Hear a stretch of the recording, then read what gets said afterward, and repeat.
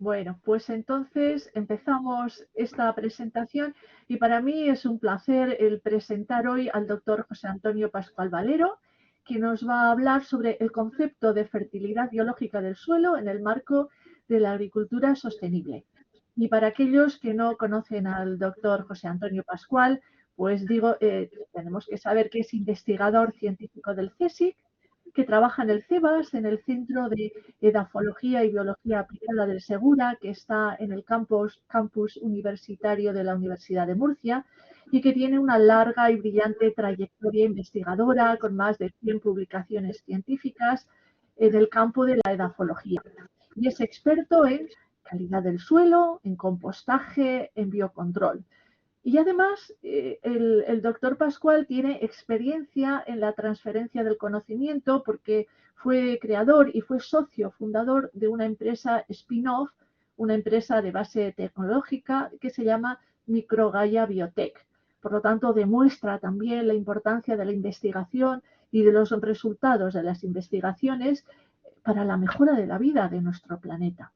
Y hoy nos va a hablar del suelo, y el suelo, tengo que decir que lo tenemos bajo nuestros pies, pero no nos damos cuenta realmente de la importancia que tiene el suelo en nuestras vidas y en la vida de nuestro planeta. Y mucho más en las condiciones actuales en las que nos encontramos con cambios medioambientales, con necesidad de recursos energéticos y con necesidad de recursos de alimentos para la población mundial. Y debemos concienciarnos de que hay que cuidar el suelo. Tenemos que preguntarnos por la salud del suelo, por la fertilidad de nuestros suelos. Y por eso José Antonio nos va a hablar de este tema y muchísimas gracias por participar en estos seminarios. Y adelante, estamos deseosos de escucharte. Adelante, José Antonio, tienes la palabra. De acuerdo. En primer lugar, antes de presentar, de poner la presentación, agradeceros al ICVV el haberme invitado a dar esta charla y en particular a ti, Fernanda, así como a Mar Vilanova, que ellas dos me invitaron.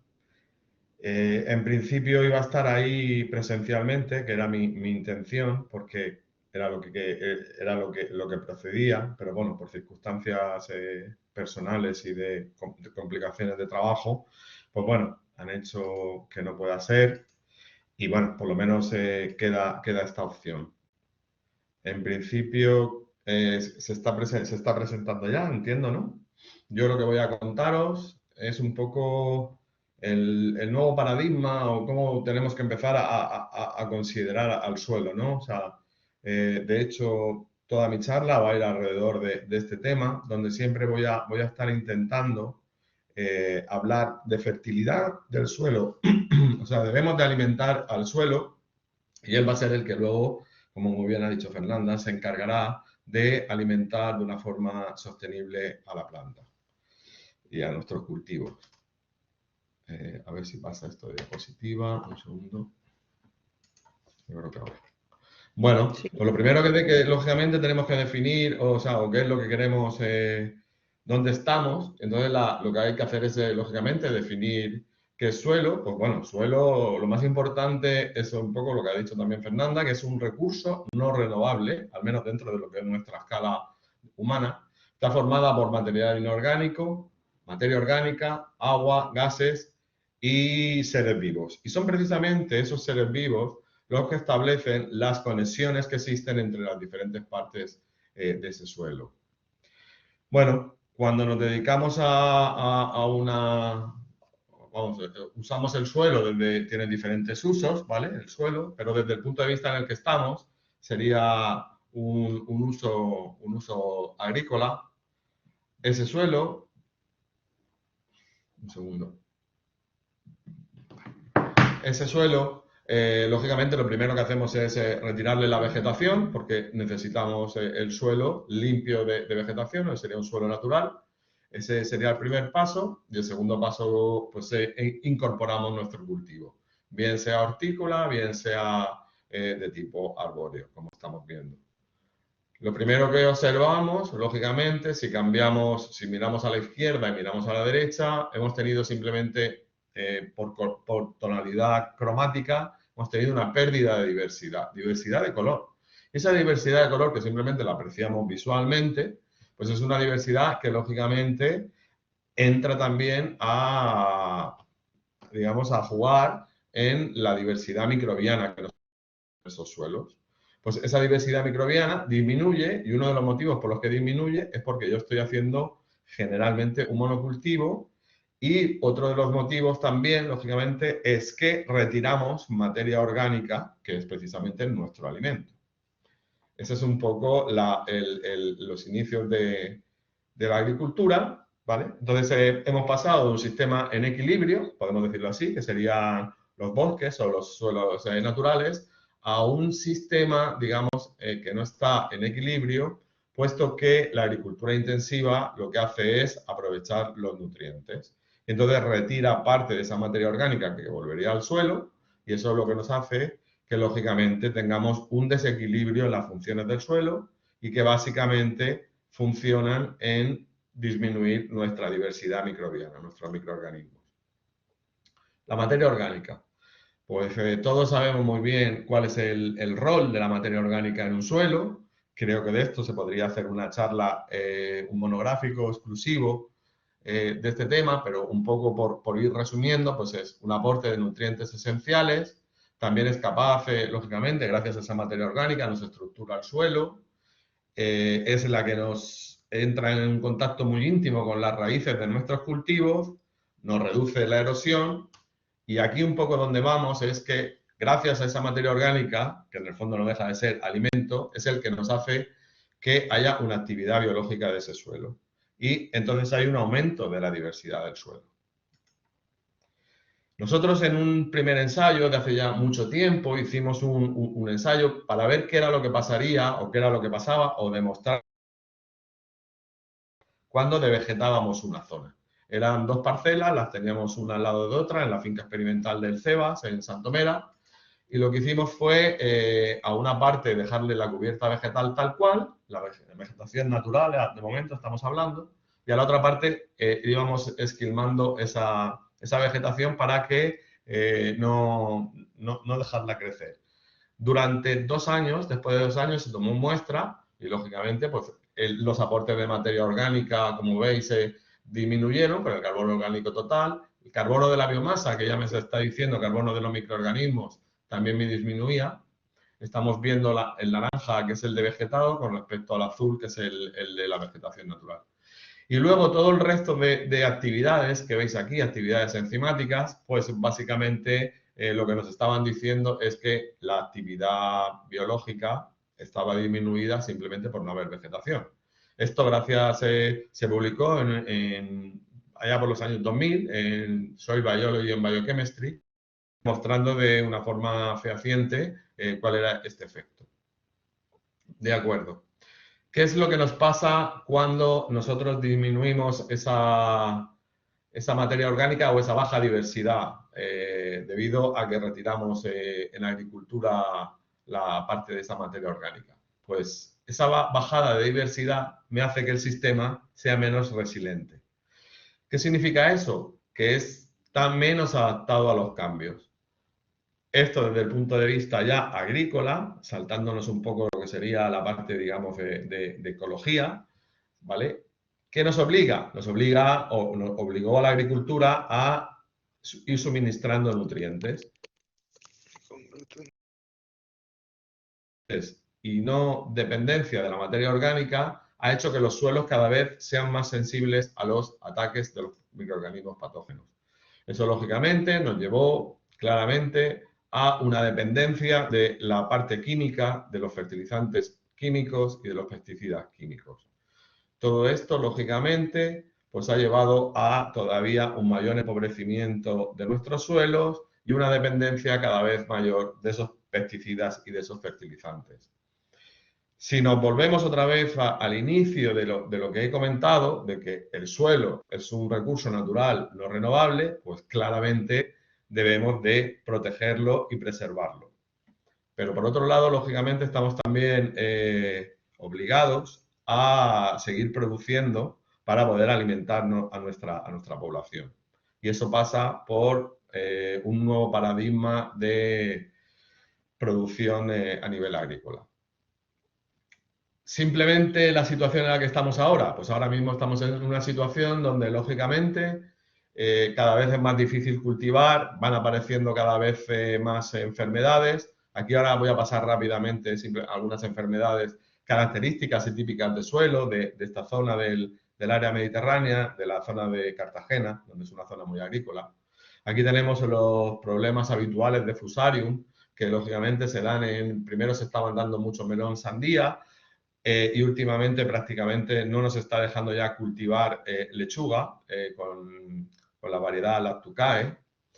Los típicos problemas de Pythium o de Phytophthora que se han dado en tomate y pimiento, característicos de muchos tiempos, y cada vez estas cosas van a más.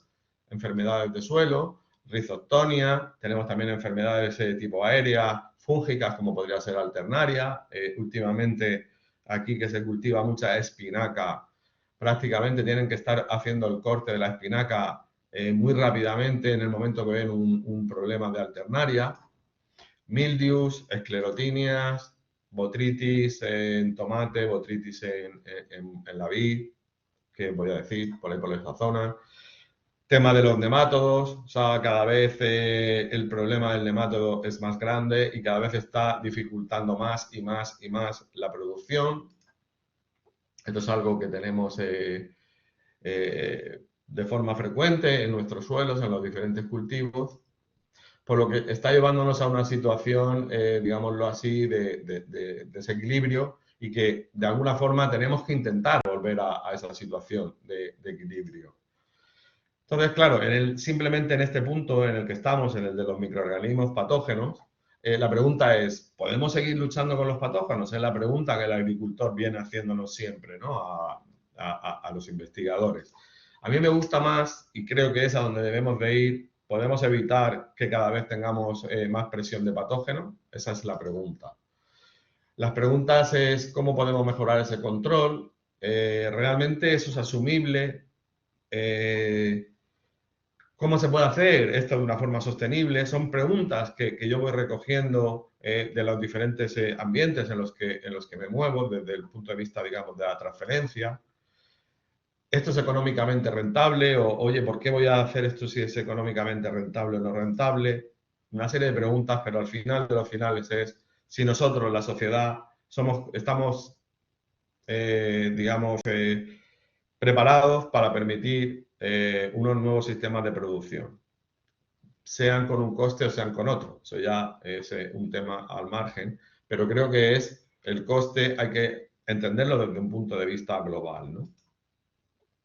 Si nos ponemos otra vez dentro de mi marco, que de lo que yo quiero centrar mi charla, la fertilidad biológica, nosotros en la parte en la que vamos a hacer incidencia dentro de lo que sería el control de enfermedades es en esto que os he señalado aquí a la derecha, que es el medio ambiente, ¿vale? Que para nosotros el medio ambiente de un cultivo pues es el suelo y el aire, todo aquello que está rodeándonos a la planta.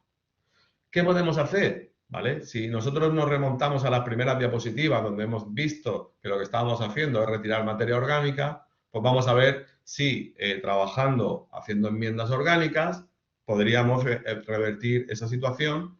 Y otra de las cosas que también hemos comentado ya, hay una pérdida de diversidad. Vamos a ver si somos capaces de mejorar esa diversidad microbiana.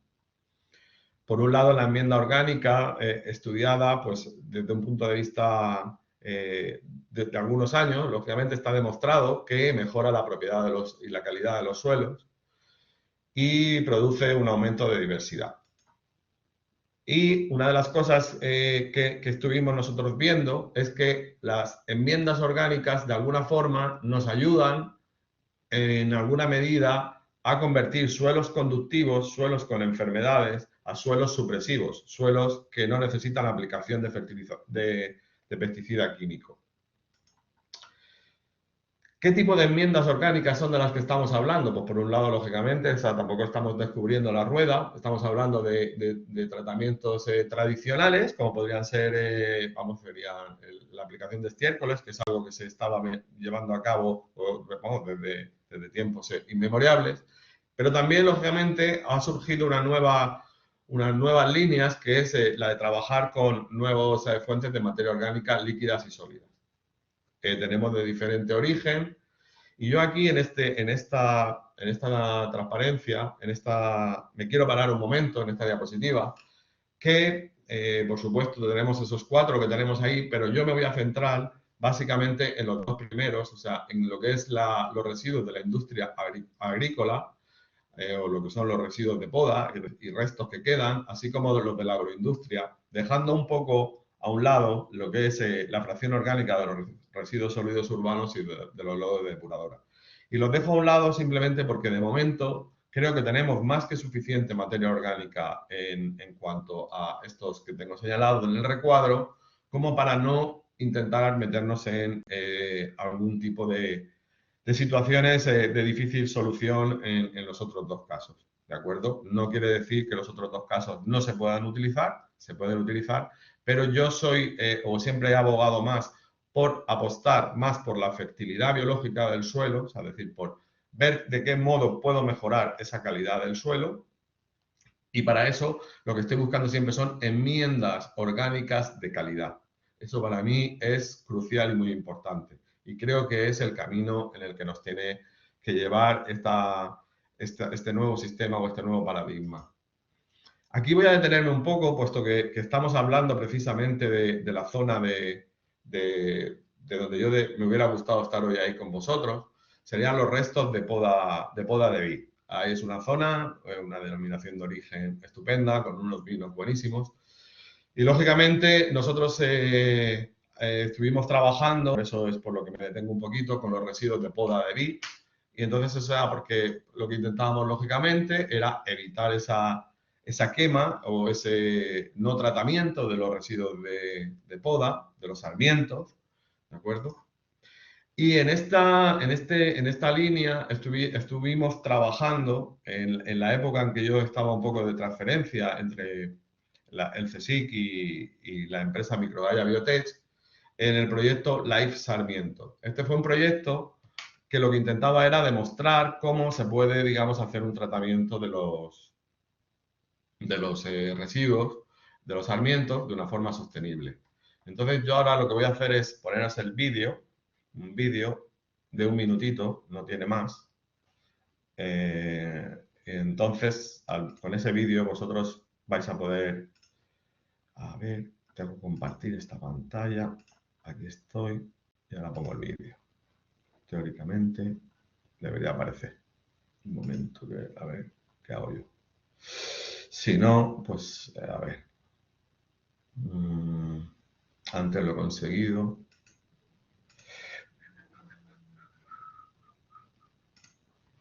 ¿Dónde lo tengo? A ver, vale, si es que le tengo que dar aquí. Acepto. Vale, creo que ahora se está viendo, ¿no? Ahora lo vemos bien. Ya empiezo. Ha sido desarrollado en la denominación de origen protegida de Bullas, Murcia, España, por las empresas Microgaia Biotech, Cooperativa Nuestra Señora del Rosario y Eurovértice, para dar una alternativa a la quema de residuos de poda de viñedo.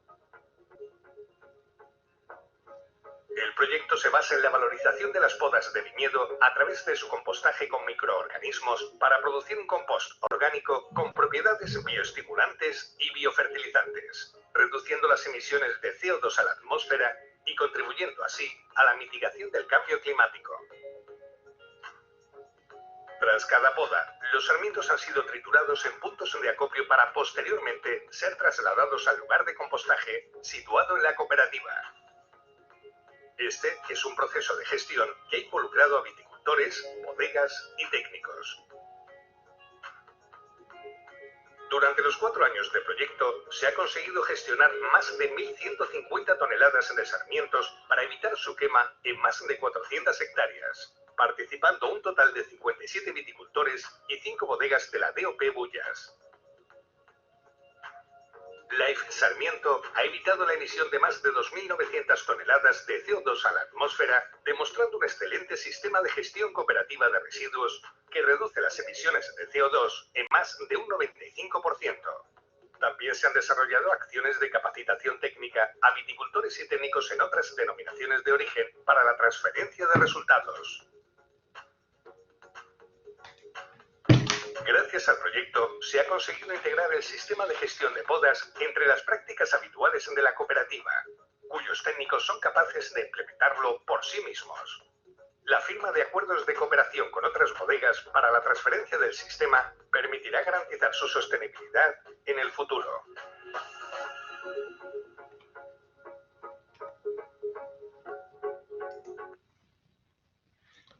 Bueno, esto que se estaba mostrando aquí, aparte simplemente como añadido, mientras vuelvo a conectar con la pantalla,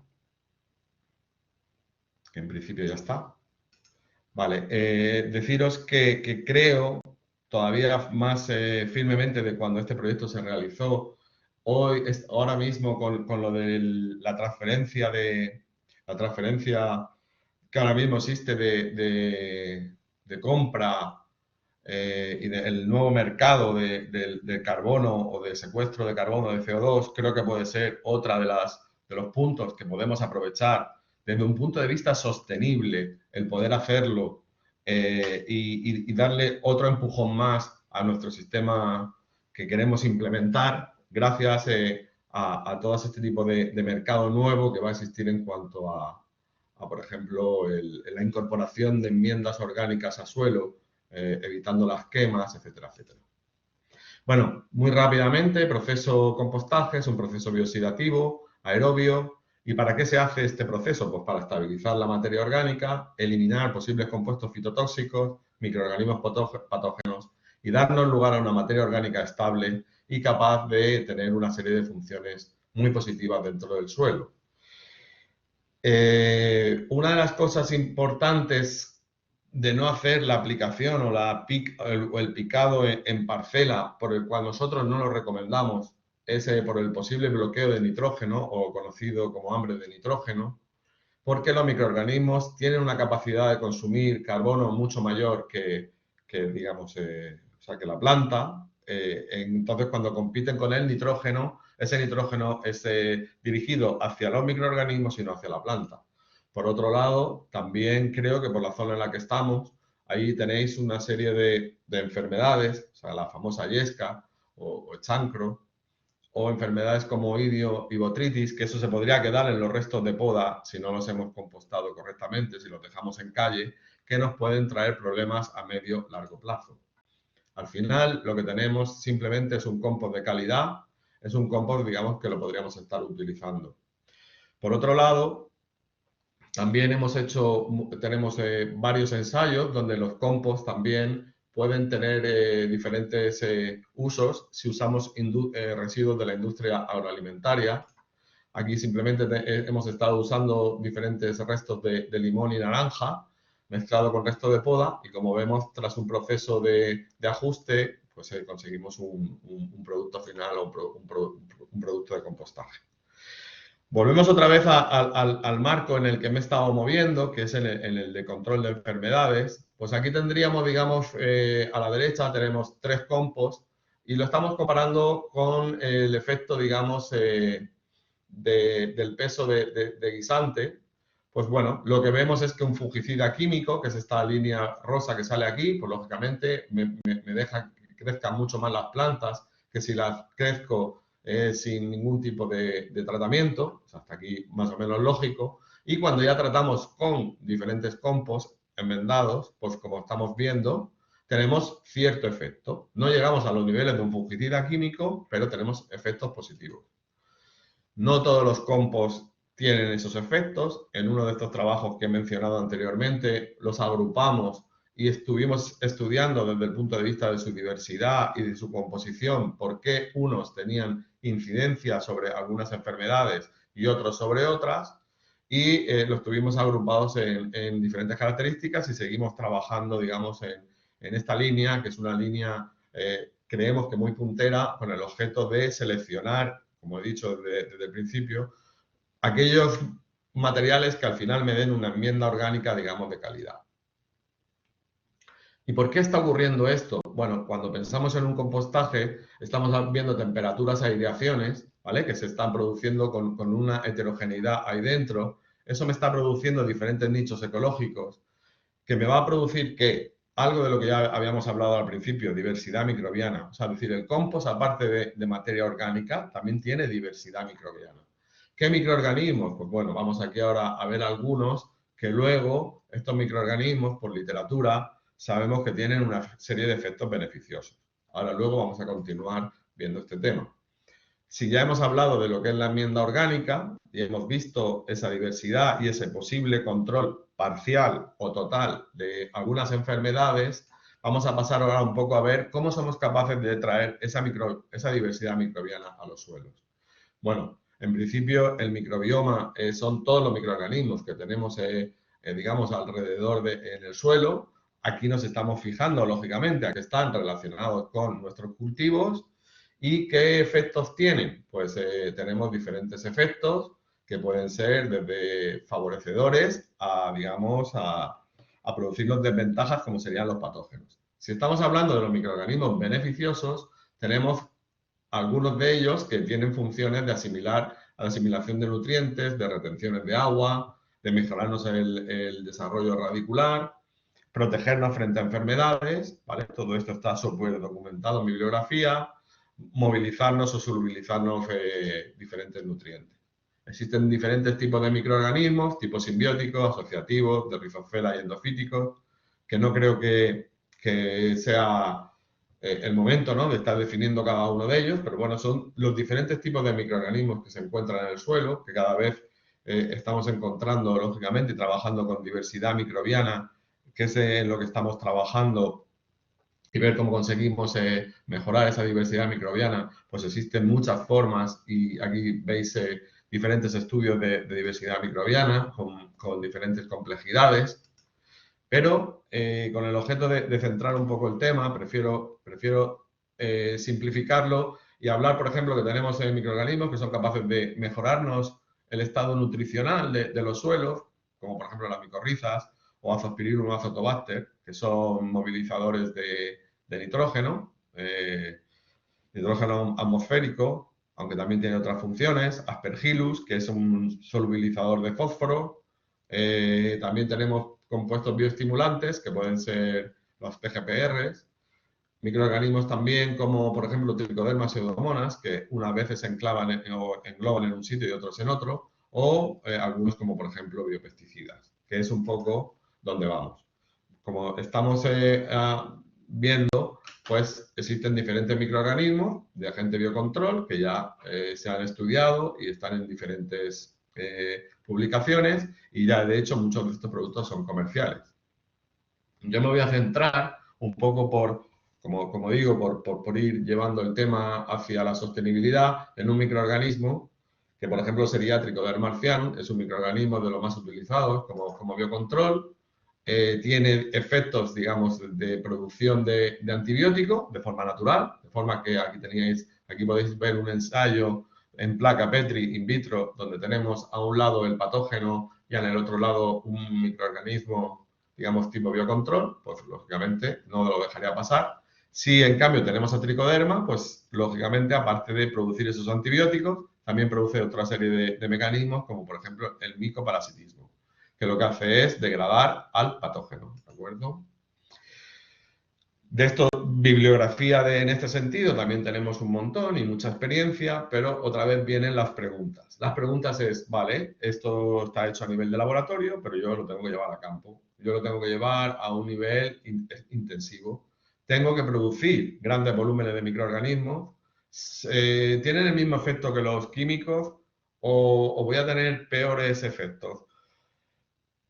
¿Cómo me afecta a la especie, o sea, el microorganismo en concreto que tengo? ¿Qué especie es? ¿Qué variedad? ¿Hay competencia con los microorganismos naturales, las condiciones ambientales? O sea, una serie de cuestiones. Un poco otra vez, por resumir, una cosa súper importante cuando pasamos desde laboratorio a campo sería estos cuatro aspectos. Tenemos que tener una especie o una cepa que sea capaz de controlar aquello que queremos que para lo que se ha desarrollado.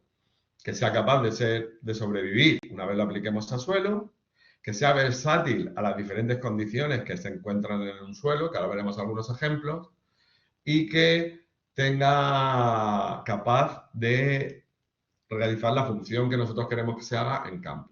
Vamos a ver, por ejemplo, en el caso de tricoderma, pues este caso nosotros teníamos una gran colección de cepas de tricoderma que habíamos ido aislando de diferentes sitios y el planteamiento aquí era, vamos a ver si somos capaces de seleccionar alguna que sea capaz de llegar a campo en buenas condiciones. Pues bueno, se hace este tipo de estudios que son de enfrentamientos duales, donde en un lado tú pones a tu cepa y en el otro lado tú pones al microorganismo patógeno. Y ves a ver qué es lo que está pasando en los diferentes casos. Aquí vemos a la izquierda, a la derecha, abajo, una cepa, la T78, como no apreciamos el botoncito rosa de Fusarium osteosporum porque había microparasitado totalmente. Esas y otras cepas pues eran susceptibles de seguir trabajando con ellas, descartando algunas, como por ejemplo la T16 o algunas otras. Lógicamente, lo segundo era ver en planta qué es lo que está pasando. A mí me interesaba ver bajo presión de patógeno, en ensayos en maceta, en condiciones de fitotrón, qué era lo que pasaba. Pues vemos cómo tenemos algunos tratamientos, los que sobresalen hacia la derecha, serían los que tendría por encima del control. Por lo tanto, serían aquellos que me volverían a llamar la atención. Y dentro de todos los que me sobresalen, pues me interesan aquellos que sobresalgan más, ¿de acuerdo?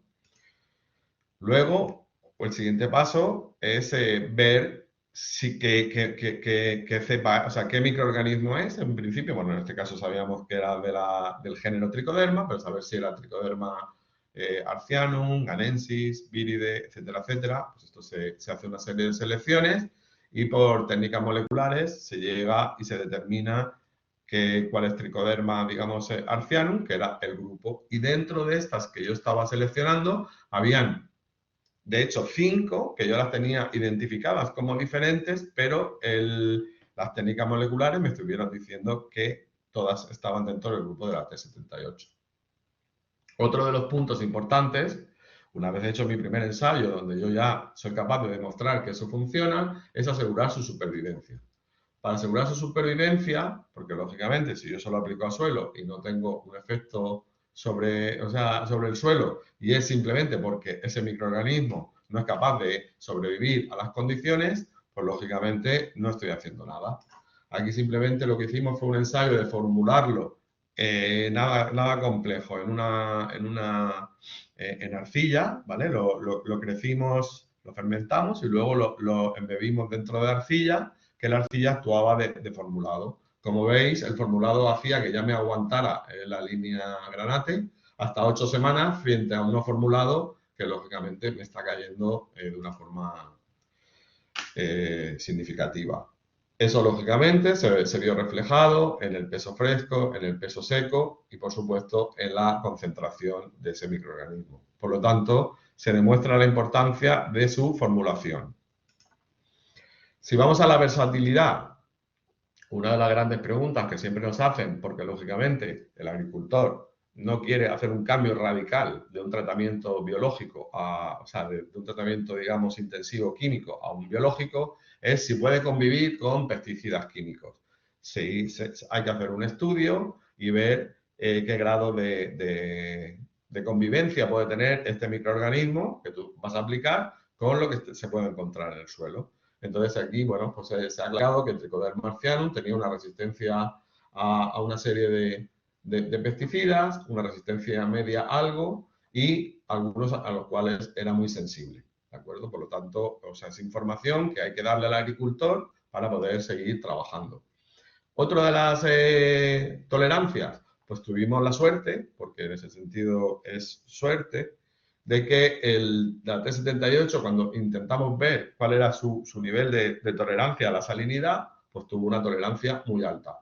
Algo que otras especies, digamos, de tricoderma no lo tienen, llegando hasta los 400 milimolares de cloruro sódico, ¿vale?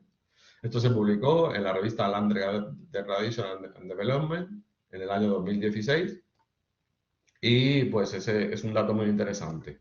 Otro de los aspectos, cuando nosotros estamos trabajando en condiciones controladas, pues nosotros trabajamos en en condiciones de temperatura típica de cámara de cultivo, pero cuando vamos a campo vamos a tener bajas temperaturas y altas temperaturas. Por lo tanto, nosotros necesitamos que nuestra cepa, de alguna forma, tenga la capacidad o de resistir o de crecer en esas condiciones.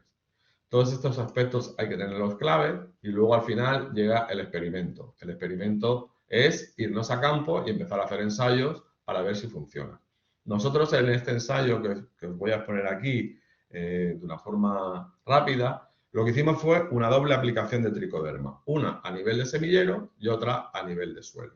¿De acuerdo? Estábamos viendo a ver qué era lo que pasaba. Aquí tenéis el diseño del experimento, se hizo en cultivo de melón, que tenía mucho problema el cultivo de melón cantalupo, muy temprano. Y entonces este melón tiene mucho problema de fusarium, o tenía problemas de fusarium, y entonces se planteó ver de qué modo se podía cultivar en condiciones, digamos, ya casi semicomerciales, de qué era lo que pasaba. Estáis viendo que este es el sistema de producción que tuvimos y aquí teníamos los diferentes tratamientos con las diferentes réplicas y de estos teníamos 3 túneles diferentes. A bote pronto decimos, un poco para entender esta tabla, en la parte de arriba, uno de los grandes problemas que tienen las plantas, los cultivos de melones al principio, la mortandad tras trasplante. Entonces, arriba tenemos sin T78, que es la cepa de tricoderma, en el suelo, y a la derecha T78 en suelo. Y en las filas tenemos las plantas control, serían plantas que vendrían de semillero tal cual, y las inoculadas con semillero con T78, ¿vale? Entonces, una planta control normal de semillero sin T78 en suelo, o sea, esta sería la agricultura tradicional o intensiva, tendrían unas mermas del 15% en simplemente agarre de la planta tras el trasplante. Si esa planta control viene con T78 en suelo, pues ya lo bajo a 6, o sea, a la mitad. Si viene inoculada de semillero y no lleva aplicación de tricoderma en campo, pues llegaría a un 4. Y si tengo la combinación de los dos, inoculada con T78 y con T78 en el suelo, pues llegaba a unos niveles muy interesantes digamos, de reducción de la mortandad. He reducido, si soy capaz de hacer la doble aplicación, de un 15 a un 2%. Lógicamente, eso como tenía que ser, se vio reflejado en los kilos de melón.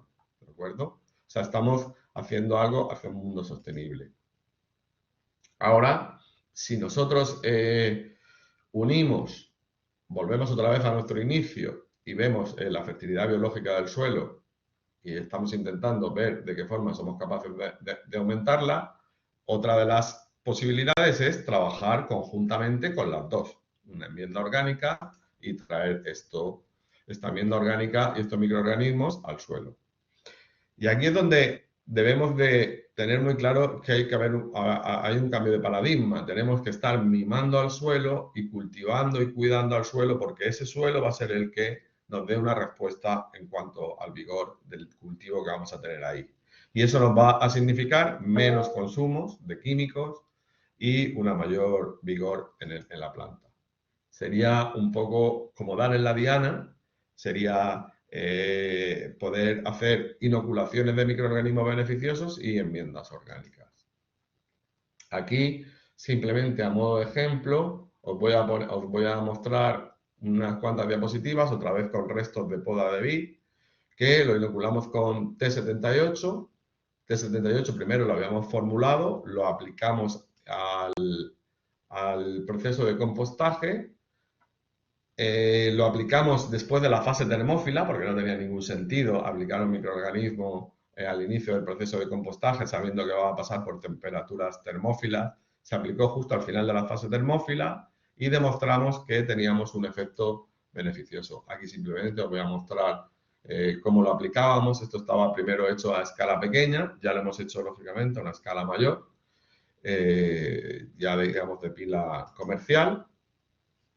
Y aquí un poco lo que unía, aquí es donde se nos une, y algunas veces se me ha preguntado, esto que estamos viendo aquí, si tú me has estado diciendo antes que los compost, algunos de ellos tienen microorganismos, ¿por qué tengo que estar echándole más microorganismos? ¿Vale? O sea, es decir, bueno, lo primero es, como si queréis recordar, con los compost no llegábamos al 100% de esos fungicidas, ¿vale? O sea, nos quedábamos un poco cortos. Estudiando los porqués, es porque es necesario un nivel mínimo de microorganismo para poder ser eficiente y efectivo.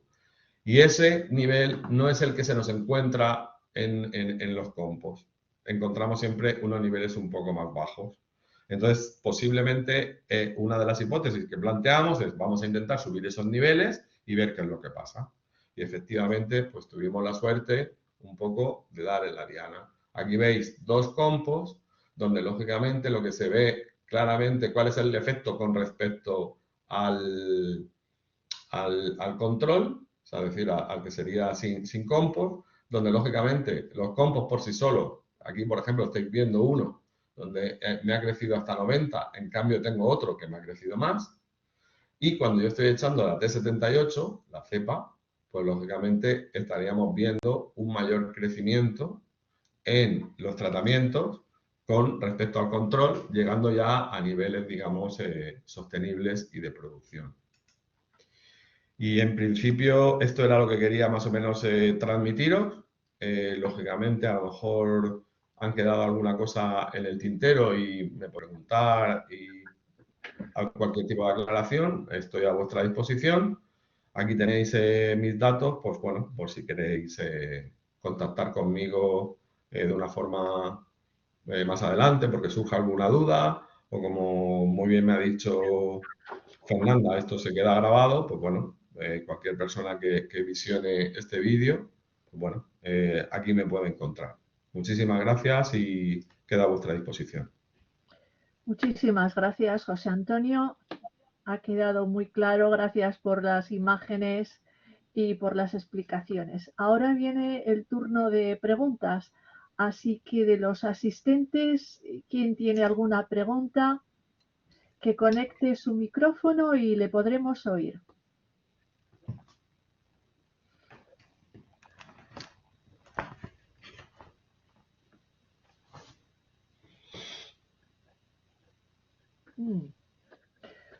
Bueno, que levante la mano o por...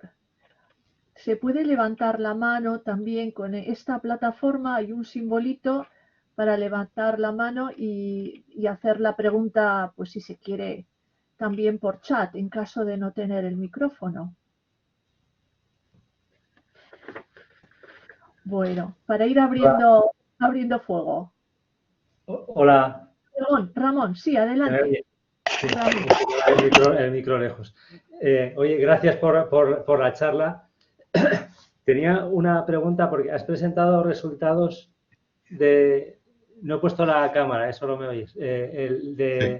Con Trichoderma marcianum.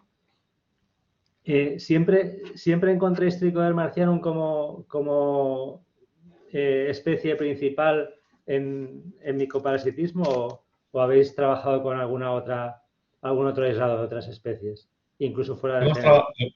Sí, no, o sea, a ver, yo aquí lo que he intentado un poco es como mostraros un modelo para no complicar el sistema y era un poco, pues bueno, el hilo conductor ha sido dentro de la producción sostenible de la que queremos o de la que abogo, pues he usado a Trichoderma como modelo, ¿no? Decirte en este sentido que, por supuesto, no es el único microorganismo que tiene ese efecto, digamos, de micoparasitismo y eso se conoce desde hace muchísimos años.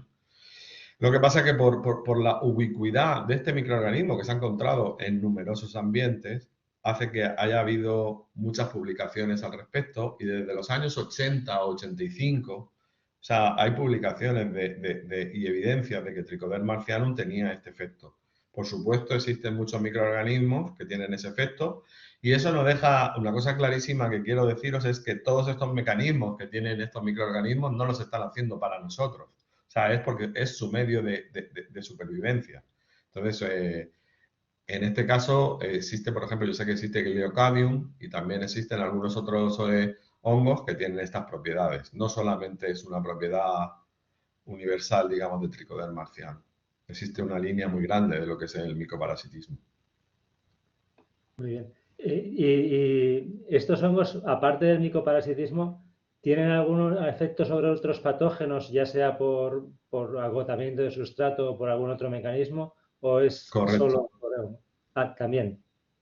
Es una combinación. O sea, aquí lo que pasa muchas veces, desde un punto de vista de una presentación, intentamos hacer las cosas un poco simplistas y realmente Trichoderma marcianum tiene todos los mecanismos que podemos pensar. Es decir, él tiene una competencia por los nutrientes, tiene el hecho de estar o sea, asentado en un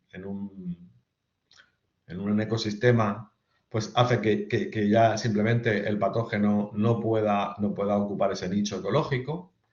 Tiene producción de antibióticos, tiene también el efecto directo que hemos visto del micoparasitismo. No he comentado nada, pero es súper importante el efecto que tiene en cuanto a inducción de resistencia a la planta. Es decir, es capaz de señalizar y la planta lo identifica como un microorganismo patógeno sin serlo, y eso, digamos, actúa un poco, entre comillas, en lo que sería un sistema vacuna, ¿de acuerdo? O sea, hace que la planta esté predispuesta a cuando aparezca el patógeno, tenga una mayor o una rápida respuesta frente al patógeno.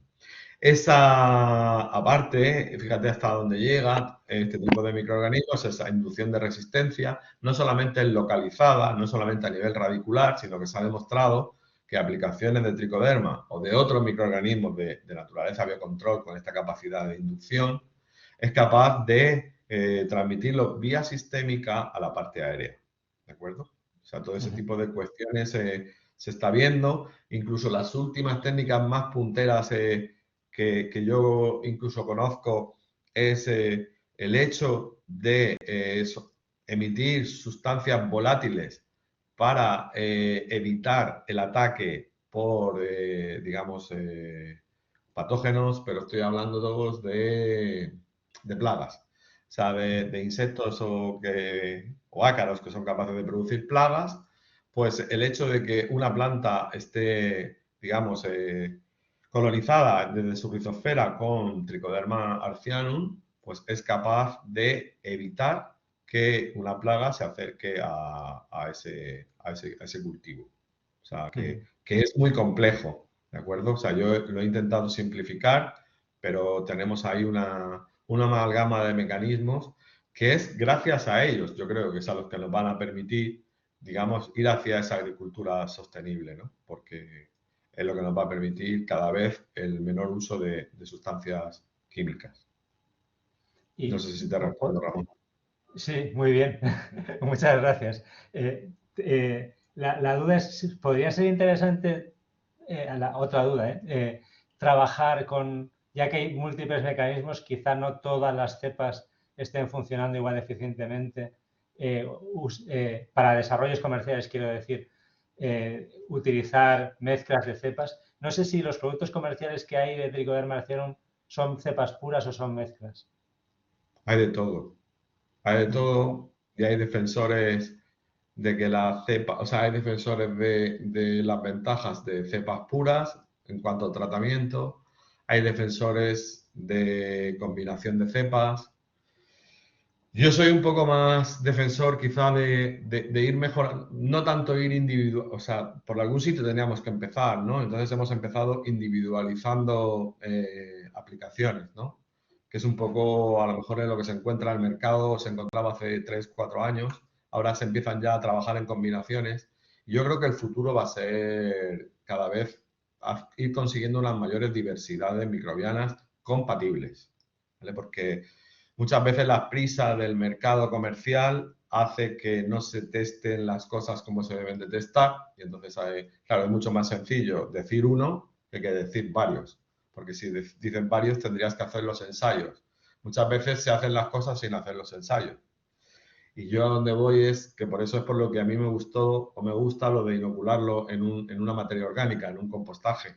Ahí, aparte de llevar al microorganismo, digamos, estrella o a aquellos microorganismos predominantes que yo necesito, también llevo una corte detrás que de alguna parte tiene que tener su papel y lo van a ir jugando. cada vez, gracias a las ómicas, pues iremos entendiendo más qué es lo que pasa, que es a lo que nos estamos dedicando últimamente, a entender qué es lo que pasa en cuanto a los microorganismos que hay en un compost y ver cómo interaccionan con la planta.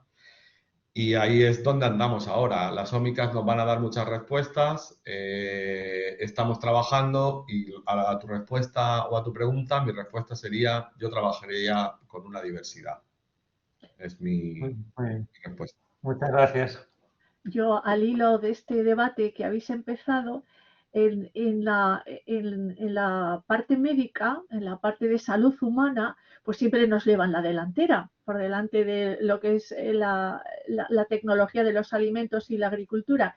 Y ya en salud humana, en individuos que están enfermos, que tienen una microbiota intestinal mala, pues porque están inmunodeprimidos, porque han tenido un tratamiento de antibióticos y su microbiota intestinal es mala, lo que hacen es el trasplante fecal. Es decir, no un microorganismo, no un yogur con un bifidobacterium, sino que lo que trasplantan es una comunidad que funciona bien, ¿no? Lo que tú estás diciendo, una comunidad microbiana que funciona de manera coordinada y que constituye un sistema que es exitoso, ¿no? Que conquista el medio y además es funcional, aporta todas las funcionalidades que son necesarias. Entonces, no me cabe la menor duda, estoy contigo, que hacia lo que se debe ir es hacia la selección de cultivos mixtos y que sean exitosos. ¿Dónde se encuentran? No lo sé. A veces, igual buscando en la naturaleza, en ecosistemas que funcionen correctamente y agarrar ese conjunto de microorganismos, no uno, sino seleccionar esa combinación, ¿no? Que sea exitosa. ¿Tú qué opinas, José Antonio? Totalmente de acuerdo, Fernanda. Yo creo que estamos en la misma onda y esa es la tendencia y es precisamente es el ejemplo que tú acabas de dar, es el que yo utilizo algunas veces para demostrar precisamente esto.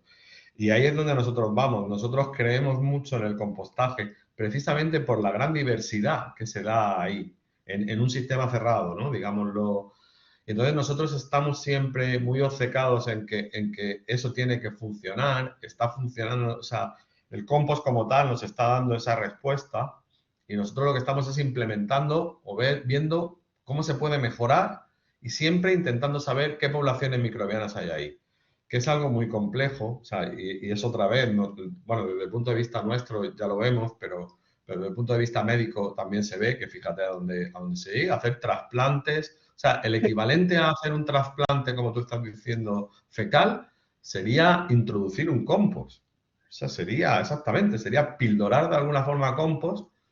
Claro, pero tenemos que intentar saber qué compost, y por eso es por lo que yo he dicho desde el inicio, me quiero centrar en una serie de compost, y yo llevo muchos años trabajando con resto de poda de vid, porque creo que es un material que está aportando algo que a mí me interesa, y luego estoy jugando con diferentes, digamos, matrices para poder combinar ese material, para poder compostarlo adecuadamente. Y si hay que inocularle microorganismos o no, pues es a donde estamos yendo hacia ahora mismo. Pero yo ahora mismo lo que tengo muy acotado es, yo ya sé cuáles son mi base de compostaje, y con esa base de compostaje ahora lo que estoy jugando es a ver qué microorganismos son los más importantes o los más funcionales o aquellos que tengo ahí que tengo, digamos, que preponderar. Da igual que sea inoculándolos como buscándome algún tipo de matriz adicional para que ese microorganismo que a mí me interesa crezca, ¿vale? Y una pregunta que a mí me interesa y que creo que, bueno, yo no he encontrado la respuesta. ¿Cómo medimos la salud de un suelo? ¿Hay algún tipo de consenso de cuáles son los parámetros que habría que buscar? Y esa es una pregunta importante. ¿Qué opinas? Sí. Esa es una pregunta muy importante. De hecho, bueno, o sea, estamos involucrados ahora en un proceso que se llama, en un proyecto que acaba de finalizar que se llama River Farming. Es un proyecto de diferentes países europeos donde lo que se han estado haciendo buenas prácticas agrícolas e intentando ver cómo mejorar el suelo. Ahí se han tomado muestras de microbioma de los diferentes sistemas que se han hecho en los diferentes sitios y ahora mismo, bueno, ya tenemos algunas de las publicaciones en diferentes revistas. Y es difícil todavía responder a esa pregunta que tú estás haciendo. De momento sabes que se están trabajando con modelos y con una serie de condicionantes y de variables. Y aquí hay que lanzar algo que yo creo que es importante y de hecho nosotros en este proyecto que os he comentado entramos porque siempre se habla, ¿no?, de la importancia precisamente de la salud del suelo, de todo esto que estamos hablando y siempre nos dicen, y la parte biológica es la más importante, ¿vale? Hemos acabado el proyecto y los que se dedican a modelizaje, ¿vale?, que no es mi caso, o sea, modelización, que son los que hace 4 años y 5 estuvieron hablando de la importancia de los microorganismos. Cuando termino los 5 años de proyecto y veo el modelo, sigo viendo otra vez el pH, el nitrógeno y el carbono. Digo, ¿y los microorganismos? Pero como les cuesta mucho entender, porque todavía es muy complejo, los modelos todavía no los tienen adaptados. O sea, yo creo que hace falta una disciplina. Parámetros físico-químicos, ¿no? Al final, por ahora, parámetros físico-químicos. Ahora mismo están, como muchos te están poniendo, como muchos ponen la respiración de CO2 o alguna actividad enzimática. Microorganismos concretos, como tal, hoy por hoy, yo no conozco modelo alguno. Nosotros en las publicaciones hemos propuesto, o sea, es decir, terminamos proponiendo unos microorganismos dependiendo de las situaciones y que, bueno, ahí están. A lo largo de lo que nos queda de investigación, intentaremos que eso, si se reproduce y sigue siendo así, se empiecen a incorporar dentro de esos modelos. Y luego el modelo para un determinado cultivo, para un determinado ecosistema, para un determinado clima, ¿no? ¿Vosotros en qué situación habéis estudiado? ¿Para qué cultivo y en qué medio ambiente? Sí, nosotros hemos trabajado básicamente, en el proyecto este del Diver Farming se estuvo trabajando en arbóreo, que era mandarino, y lo que se hacía era colocar aplicación de materia orgánica, y luego en melón, lo que se estuvo haciendo es un intercropping, o sea, se metía dentro, entre medias de la calle del melón, se ponía una leguminosa y diferentes aplicaciones orgánicas. Entonces, ver cómo estaba afectando el suelo en cada uno de los sistemas. Básicamente, yo lo que más he trabajado ha sido en melón. Melón ha sido mi cultivo, melón y también hortícola, lechuga, pero en el Diver Farming lechuga no hubo en este proyecto. Bueno, ya vemos que hay un campo enorme todavía Mucho. para la investigación y el desarrollo. Sí. Bueno, ¿alguna otra pregunta? ¿Alguien quiere levantar la mano? ¿Alguien quiere intervenir de los presentes? Bueno, José Antonio, me parece que ya no, que ya vamos a dar por finalizado este seminario. Muchísimas gracias, de verdad. Y bueno, a ver si nos vemos pronto aquí en La Rioja, Sí. bueno, o en Murcia, quién sabe. Sí, os debo una visita. De acuerdo. Sí, muchísimas gracias y ahí nos mantenemos en contacto. de acuerdo. Gracias. Bueno, Gracias, José Antonio. Hasta luego. Y gracias a todos los participantes y nos veremos en próximos seminarios. Así que Hasta adiós a luego. todos. Adiós a todos.